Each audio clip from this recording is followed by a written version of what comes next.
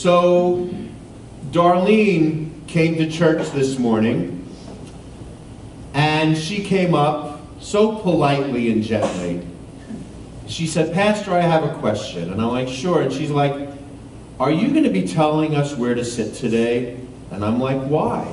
And she's like, "Well, there were so few people in church yesterday that I thought maybe you'd want us to clump up." And what fascinated me is I said to Darlene, I said, "Last night we were more full than we've been in a long time." And I said, "You got to remember, this is still COVID. And the reality is that we may never go back to the size we once was. But we have people watching us from home who are also members of the congregation." What was so fascinating about this comment is Darlene didn't realize that she actually gave me the most perfect example for today's message. The message for today was originally supposed to say how amazing our brains are. That our brains are this amazing computer-like thing in which we are able to process thousands of things per second. But one of the ways in which our brain is able to process so many things is the things we are used to seeing, our brain no longer really pays attention to. It's almost like you become wonderfully blind to the items in front of you. So for Darlene, who's returning from the north, this may seem empty, but for those of us who have been here during the summer and the hurricane and post-hurricane, last night was pretty dang full from our pair of eyes. You know, another example is I have this big, magnificent oak tree that sits in front of my cozy cottage, and I appreciate it. I see it, but I don't actually see it until either I have just come back from a 30-minute walk and it's dark outside, or I've just pulled into my driveway after a vacation, and then I really see how big and beautiful that oak tree is, and I really get to see the limbs, and I get to see all that Spanish moss that as a northerner had intrigued me when I first moved down here. Another perfect example, and Carnita, I got a kick out of this. We have this song that says, "Let us walk the walk and talk the talk," but then the next thing we say is, "Let us sit down at Jesus' feet and find rest." Are we supposed to be walking or resting? I don't know. But I never noticed that before, that there is movement and rest all at the same time. So our brains are wonderful because the things we see and we hear often, they don't waste their time trying to process. But here's one of the things I'm becoming more and more aware of as I continue to grow as a preacher and a teacher and a servant in the community. That the Christmas story is something that I think a lot of us have become maybe emotionally blind to. That we're so used to hearing these stories and we're so used to seeing the images on the Christmas cards and watching the movies and singing the songs that we think we know the story, only to discover that the more we study the story, the more we realize there is much more for the story to be teaching us. We celebrate Jesus' birth so much that it's come to feel familiar, and in the words of Bill, it can feel rather comfortable. And today's story is that perfect example. We have shepherds in the night who are greeted by a heavenly messenger as the sky lights up with the glory of our Creator.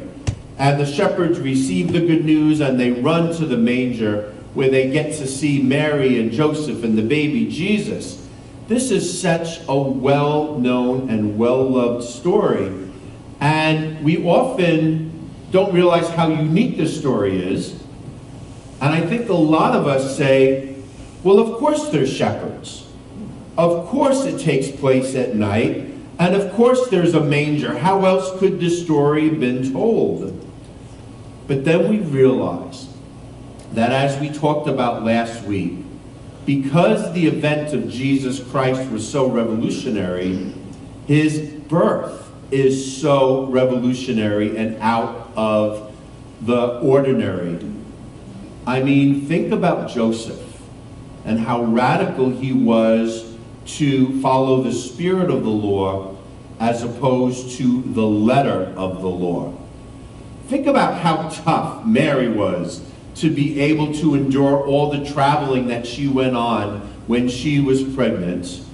And then think about how this story involves so many unexpected individuals. So I want us to take a few minutes and just think about things. Think about it.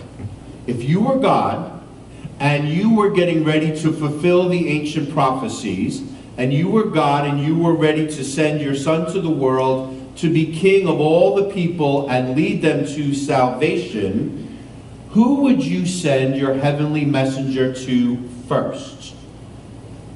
Shouldn't God have sent the messenger to the highest ranking priest in the temple during a Sabbath service in which the sanctuary was full of Jewish people to hear the good news?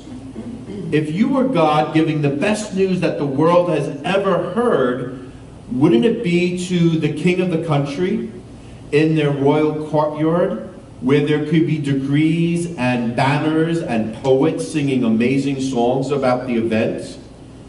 If the purpose of sending your son is so that they can save the nation, wouldn't it have made sense if God sent the heavenly messenger to the head of the royal army in front of all the soldiers to hear? Think about it. If it was today, and it was God, and you were God, and you wanted to send the message that your son was being born to bring new life to the world, wouldn't you want the largest audience you possibly could have? Wouldn't it make sense to give that message during the Super Bowl halftime show while there's cheerleaders and Rihanna and jets overhead? If Jesus was born today, wouldn't it make sense that maybe the messenger would go to one of the larger churches like Grace Bible or Bible Fellowship, where you could have hundreds of people witness the news? But that's not what God does. God gives the message at night to just a few shepherds who are in a field, and they're freezing when they get the message. The great news is given to the smallest audience possible, and we also have to know that for all sakes and purposes, this was the lowest class of people there possibly could have been at that time. So here we have the story that we think we know, that we think is very comfortable, but what we discover is this story takes place at the darkest time of day, where the people are exposed to the elements. They're far away from any temple, any palace, any army barracks, or any community center. And think about it this way: more sheep actually get to hear the good news before any human beings do other than the shepherds. So in other words, we're going to play an imagination game at this moment. If this story was to have taken place in 1868 Cuba, most likely the heavenly messenger would have appeared to the enslaved people working on the plantation of Carlos Manuel. If today's story was to take place in 1938 Germany, most likely the heavenly messenger would have went to the gypsies on one of their traveling camps. If this story was to take place in Florida in 1968, the heavenly messenger most likely would have shown up in Okeechobee to the people who were picking the cucumbers.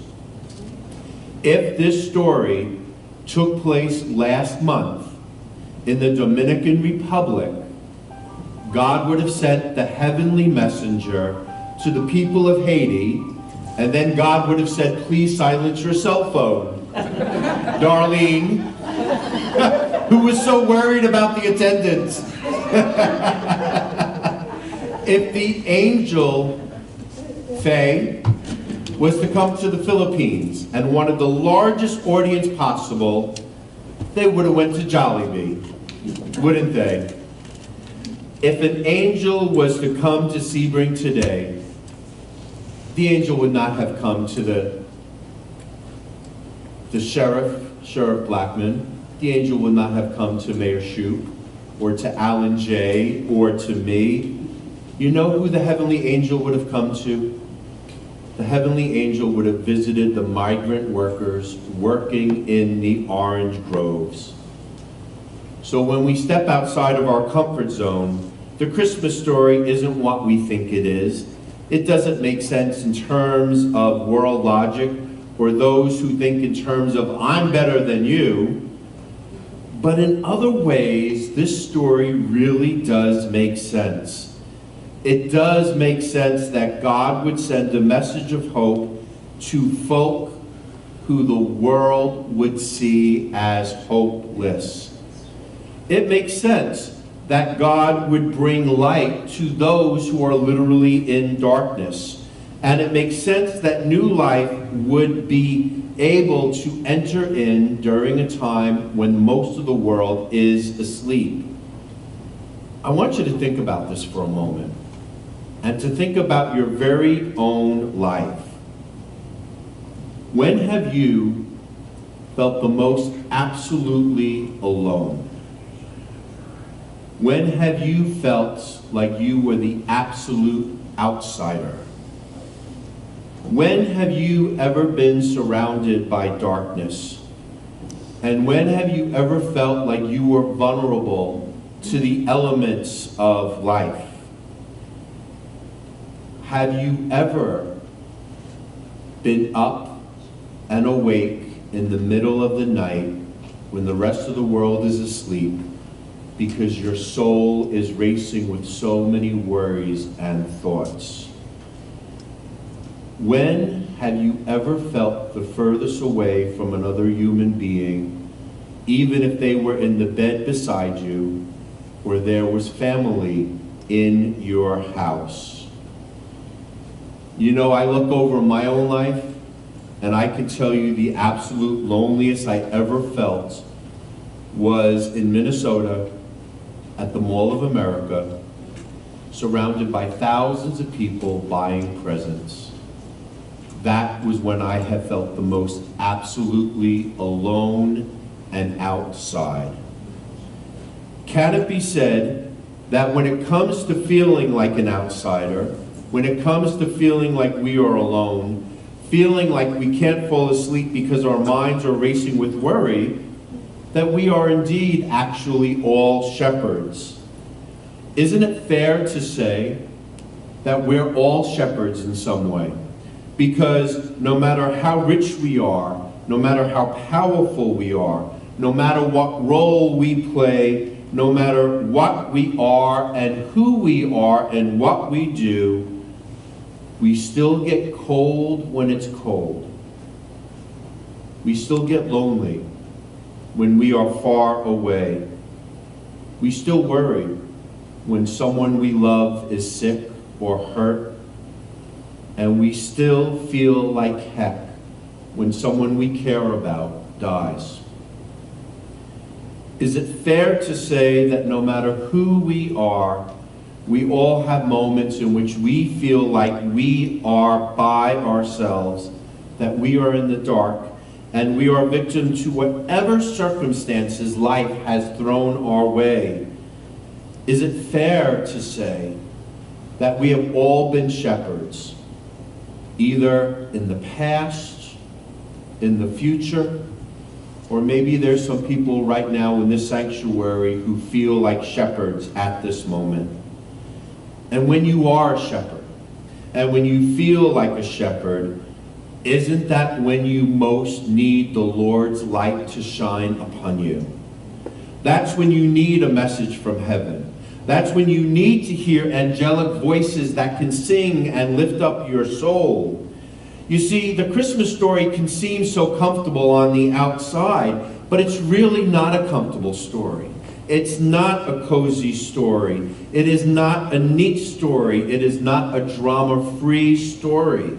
The Christmas story is about how God enters into our lives via situations that are never the ideal situations. How God enters into our lives, and they are lives that we have never actually planned for ourselves. The Christmas story is a reminder that the presence of Jesus often comes to us at the moments we feel the most alone, the most rejected, the most in the dark, and the coldest in our heart. The Christmas story isn't about perfect people having the most perfect life. And Darlene, you gave us another wonderful example. The Christmas story is that sometimes the cell phone goes off and we have no control over it. And the question is, how do we respond? The Christmas story is a validation to all of us that life is messy, life is unexpected, life is not at all what we hope for. But there God is, and there God will be. And the message of today's Christmas story is that no matter how messy things are, no matter how unexpected our life has become, no matter how much we feel like a shepherd in the dark, when the light of Jesus enters into our existence, we have the opportunity to get up, to move, to take a path we never expected, and to find rest at the feet of our Savior. And for that, I believe we can say, Amen.